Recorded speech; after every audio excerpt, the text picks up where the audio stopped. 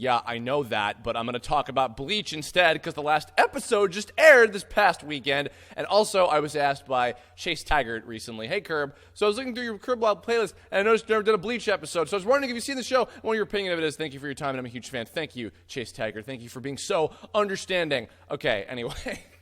So, wow. So I have marathoned a shit ton of Bleach episodes in the last, like, 3 days or so, which made for pretty good, while working at the same time in having on the background material, surprisingly. I guess to start at the beginning, so I don't have a whole lot. I usually do like the history and everything that I have with the franchise when I do episodes like this, but there's not a whole lot to say. I remember that Bleach was I was getting into Bleach in Japanese a little bit, kind of when YouTube began to sort of take off, because I remember that it was before when I was in high school. It was before YouTube was blocked by all of the computer lab stuff or whatever, because I'm sure I mean I don't know what it's like for people now, but I assume that when you have YouTube on your school like internet or whatever, it means that somebody's not doing their homework because otherwise nobody would be getting any work done. Anyway, whatever. There were sub-Bleach episodes coming out. I was watching them when YouTube was like first kind of starting to take off, and I was having some mild interest in the series. And I actually did collect the manga for a really long time. I had like 20-something volumes or something. I had everything from like the beginning all the way up to like just after like the Soul Society, Rescue Rukia arc was over. So, a fraction, a frazione of the entire, big picture of everything, of course. But nonetheless, I really enjoyed it. And, like with it appears to be many people, I kind of fell out of it for a long time. I did follow the manga as well, kind of trying to keep up with what was happening, and then eventually I just kind of jumped off the boat. But the anime in particular is where I was following it on Adult Swim, weekly for a long time, and I just eventually I reached a point where I'm just like, I don't care anymore. But in the last year or so, the final arc that the anime had the resources to do, the substitute Soul Reaper arc with Ginjo and all these full brain guys and everything. And I wanted to watch it because I had read up to the end of that arc, and I really enjoyed it, which is kind of making me wonder why I didn't stick with the manga for a little while longer. But either way, I wanted to see it. And also, I was happy to find out that a few friends of mine were in it. And a few Tome cast members, as a matter of fact, were in the show. Todd Habercorn, Christina V, and Lucian Dodge all ended up playing some new characters. And also Matt Mercer, who I've worked with before a long time ago, all played a bunch of the new full-brain characters, which was really cool. And I was like, oh, that's awesome. So, so I kind of tuned back into the show in the last year or so and was following the episodes every week. And before I got to the final episode, which just, again, it aired this past weekend, I wanted to go back and marathon through a bunch of episodes that I hadn't seen before because I was like, you know what? Kyle, A-Bear, of course, another Tomecast member, was Aizen, and I'm like, I never really got to see Kyle's big moment, which was the big final battle with Aizen. I never made it to that. So I went back, and I just powered through, like, Jesus Christ, like 50-something episodes, or something like, I don't know, there was a lot of them. I had them on in the background while I was animating, and, I basically went through all of the arc where the Soul Reaper guys and the captains and everybody were, like, them versus all of Aizen's army of, like, his strongest guys. Like, everything from the beginning of that up until the final battle with Aizen and him getting defeated. Spoiler! Oh, no, Aizen was defeated. What? Oh, I can't believe that actually happened after 700 years. So I wanted to catch up with the rest of the stuff I hadn't seen. And, there were moments where it was excruciating. And then there were moments where I actually really enjoyed it, and I was reminded of, you know what, I did like a lot of these characters. I still see why this is a series that is surviving, regardless of the anime being canceled prematurely, and I think that there is some stuff worth appreciating still, in the series. I guess I'll start off with the stuff that I'm not a big fan of. I try to be, like, relatively understanding of a lot of these, like, super long-running Shonen Jump series because, it's pretty clear that a lot of these guys, they have like set ideas for the beginning, the middle, and the end of what it is that they set out to make, and I think that's totally respectable as any sort of creator storyteller. But that said, when you're doing a serialized comic 18 pages every single week, and you have companies breathing down your neck for like, we got to keep this money train rolling, stretch this thing out, and then you have the anime staff having to produce 22 minutes of animation every week, and they either have to stretch it the fuck out or produce a filler arc, in which the case of Bleach, it was very difficult to do that considering there's no clean breaks to just insert them in there. So yeah, I don't know. I try to give it a little bit of a break, but that said, I think my bigger problem with the series in general, more so than just like that's just something that just can't really be avoided. It's the nature of the beast when you have a long running successful comic like that. Which how dare you? But something more inherently about the story is, and I don't want to say that this is like one of those cases of like, oh, the fandom ruined it, because like I said, I think Full Metal Alchemist is like the only case where that happened. With Bleach, it wasn't so much, but I found the Soul Reaper guys, the captains, the 13 Court Guard Squad characters, the grand majority of those guys to be just absolutely boring as shit, because like 90% of them was like, I am so-and-so of squad blah blah blah from the 13 Court God Squad, and this is my Zanpakuto, and I'm gonna have one fight with this one character and show off the power of my blah blah blah and blah blah blah blah blah blah blah. And I'm like, you're boring me to death. So I got really sick of just the repeated cases of characters like that, where I'm just like, I don't care. Now that said, there were a few, there were certain exceptions, characters like Byakuya, etc., who, made the whole, like, I'm really calm all the time, and like, not super boring, but it's just like when everybody is like that, everybody is like, I am super serious and professional and blah, blah, blah, and I can't ever show any quirks or anything whatsoever, that I'm just this one-dimensional thing. It's like, I don't care about all 100 of you. And a lot of the Iran cars were like that. A lot of the other dudes like that were just like, I'm this one-note dude, blah, blah, blah. It's like, good, great, thank you. Are you going to die? I hope so.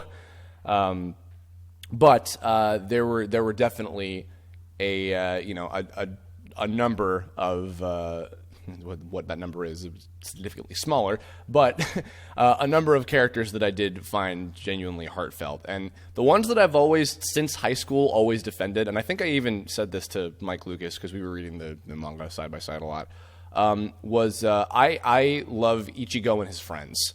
Ichigo's friends, like the guys you went to school with, in particular, and obviously, like, the immediate, like, Uryu, Urihime, Chad, etc., they were like the types of people that I would want to be friends with. I think that I don't know, people don't really think about that too much necessarily, I guess because they're probably too busy thinking about who they would like to see fuck. But that aside, I don't know, I find, because that's one of those tropes about, not just anime, but I guess like in any sort of stories like these, you have like the friends and you have like the team that all have the powers or whatever, like the immediate characters like that. I always found those characters to be so much more intriguing than the captains and the 13 Court Guard Squad Soul Reaper guys, because just, I don't know, they just seemed much more like interesting. They just seemed much more heartfelt and genuine. They, and even if they didn't have like, I have this tragic backstory, we're going to do like a 7-chapter, like 13 episode flashback arc about or whatever, I'm just like, it's not that big of a deal. I think that like what they had speaks for themselves. Like Chad had a pretty simple backstory, Uryu did, or Hime did. Like, I mean, their backstories are pretty much covered like from the beginning, like the first like 13 episodes or whatever. So I don't know. I really liked them a lot. That said, there were also a few exceptions that I was reminded of. You know what? These characters were cool. Kaname Tosen and Ginichimaru in particular, I had forgotten like what their whole kind of arcs were. I was just because for a long time they were just like, yes, Lord Aizen, blah blah blah blah blah blah blah blah. Okay, and now we're gonna go do this, and it's like, good. Okay, see you in 700 episodes where we'll have 2 lines and not be interesting. But when they were prominent and then when they were doing something again, I'm just like, oh, they actually have some pretty interesting shit going on. In kind of going back and watching these episodes that I hadn't seen in animated form, I'd just seen them in the manga, it's easy to forget when you're sitting through like, a million years of just like, and then this lieutenant fights against this Arankar for one episode, and they've beat them and they're clashing ideas. I think that battle is about having fun and destroying your opponent. I think that battle is like about despair and blah blah blah. And I'm just like, all right, next. Getting through all of that bullshit. Kaname Tosen and his arc with Captain Komamura and Shuhei, I felt was handled really, really well, and it's like, I actually give a shit about what's happening with these characters right now, and this is like surprisingly heartfelt. And then also Gin Ichimaru, who I completely forgot about, like what's gonna happen with him, like what's the deal with him and Matsumoto or whatever, and then it turned out that what was happening with them was actually pretty like deep seated, and it was like, this is also cool. Like, a lot more subtext in that one, kind of left up to the imagination, I guess, but I did like that. Let's see. Aizen, I don't know how I feel about Aizen. He was also kind of boring just in the way that he was portrayed. Now Kyle's performance was great. I'm talking more just like his whole attitude or whatever. But I don't know. I guess like, he had that sort of like, I'm going to be calm about everything because I'm completely in control and I'm so smart and I'm fooling everybody. He's fine. I think he's a perfectly okay villain. You know what? Actually, I'll put it this way. I think. I'm pretty sure I didn't mention him in my villains Kirblog from last month, but Aizen, I think, is one of those characters where just like, I just love to hate you because you're just such a piece of shit. Ulquiorra, I think, was kind of the same way too. I know that just the girls just absolutely love him, and his like the point of his character was a lack of personality. But whatever. I enjoyed hating them, and I enjoyed seeing them both lose horribly. So I guess maybe that was the point. I don't know. Shrug. But yeah, so there were some of them mixed in there too. Was I guess some exceptions to the rule, and some cases where I was delightfully surprised. Like, okay, I did like this. And what's funny too? It just hit me. I guess I'd been kind of thinking of it, but I didn't really think about it too hard until like I just finished the last episode. Despite Bleach being a series that, from what I remember reading, that when Tite Kubo originally pitched it, it was turned down for being too similar to Yu Yu Hakusho. And then eventually they were just like, but fuck it, whatever, who cares? Naruto's like Dragon Ball, what do we care? I find that I was enjoying the show the most when it was the most like Yu Yu Hakusho. I don't know if that's good or bad, but I mean, because I love the first arc before they go to the Soul Society, where they're just like in Karakura Town and like they're just having little random adventures, like one-off things, fighting against different hollows and stuff. I liked that. And then this most recent arc with you know what? And also I did like the stuff with the Vizards in the beginning, and then also this whole recent arc. I guess when the show is stationed in Karakura Town, I tend to enjoy it, because otherwise when it's not, it's what was the joke? I think everybody was like, when are they going to get off planet Namek when they were in Hueco Mundo or whatever? I'm just like, yeah, I can see that. I get that. But yeah, but beyond just the setting, I think that was those parts of the story from what I had seen so far were like, those were the most that reminded me of Yu Yu Hakusho. And in particular, this whole arc with the Fullbring guys was a lot like the Sensui arc from Yu Yu Hakusho in particular. It was the power. I really enjoy like inventive superpowers, like especially supernatural ones like this. The Fullbring characters all had really unique, really cool powers that made for like interesting fight scenes, including the ones that they all get to have with the main characters at the end. When like it's all the Fullbring guys versus like the what it seemed like just the most popular captain characters that were brought back. And they put their power into the sword and they're gonna give it to Ichigo and he'll be a Soul Reaper again. It's like okay. You're Toshiro had nothing to do with Ichigo at any point in the story ever. You picked the most popular ones. We get it. Okay, moving on. But that said, yeah, their fights with all of them were really interesting, and I liked them. They were paced out very nicely. The animation was good. And Ginjo was pretty interesting. And his whole kind of dynamic with Ichigo where, and also, I think I know I mentioned at one point in, the Villains Kirblog, but, Tsukishima's power of like inserting himself into your past, like that's fucking horrifying. And that was a really, really cool idea that I think was executed very well. Execution. Moving on. Yeah, those characters are really interesting, and just and then Ginjo being the Sensui equivalent of like, I was the substitute Soul Reaper before you were, I was the Spirit Detective before you were. It's like, interesting. So it's kind of like they cross together like the Territory guys and the Seven and all that, kind of all into one compact thing. Not quite as interesting or intriguing as the Yu Yu Hakusho equivalent of it, but still cool, still entertaining. Had some really cool development for Ichigo. I will say too, I guess, kind of coming to a head on that in particular, Ichigo's certainly no Yusuke Urameshi by any means, but I really liked his development. I think that, and Urihime and Chad and some of them had some smaller hints of development, but I think all of the stuff that Ichigo goes throughout the entire story was genuinely the most driving force of the show, and as it should be, because it's like, if your main character is not interesting, then who's going to give a shit? It's like your pretty boy captain characters can only take you so far. So I felt really satisfied. I know the show ended early. I have not really read much of the 1,000-year Blood War arc or whatever it's called. I admit I am intrigued now that I've had this massive spurt of rewatching stuff, or watching stuff the first time, whatever, you get it. I do kind of want to see it, and when I go back to visit New York for the later half of this month, I might grab a few volumes and save those for the plane or something. Because I guess, kind of to go back to my earlier joke at the beginning, Naruto's about to end. I'm sure I'll probably do a Kirblog about like my experiences with that, like maybe next year or something. Who knows? But I think it's really commendable when a lot of these artists get to the ending, because there's just something really there's something really meaningful about that, and it makes me very excited about when I can reach the ending points of some of my own stories, because of the satisfaction that you feel, the satisfaction your audience can feel. And I didn't pay attention to Inuyasha for a million years, and then I went back and I followed the rest of the manga, and I was like, I want to see how this ends, I want to know what happens, and I was satisfied with the ending of that. With Bleach, I like this little cutoff point. It's funny, the similar kind of Inuyasha situation with the anime and everything. But I am curious to see how Tite Kubo is going to end this, 1,000-year-long manga. I mean, Blood War arc. I mean, whoops, yeah.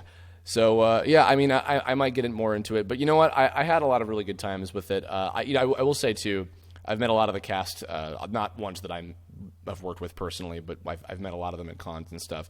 I did actually have the pleasure of working with Wendy Lee, who played, tons of characters. She was Tatsuki, she was Yoruichi, she was Ururu, she was a bunch of other incidental characters and stuff throughout the show.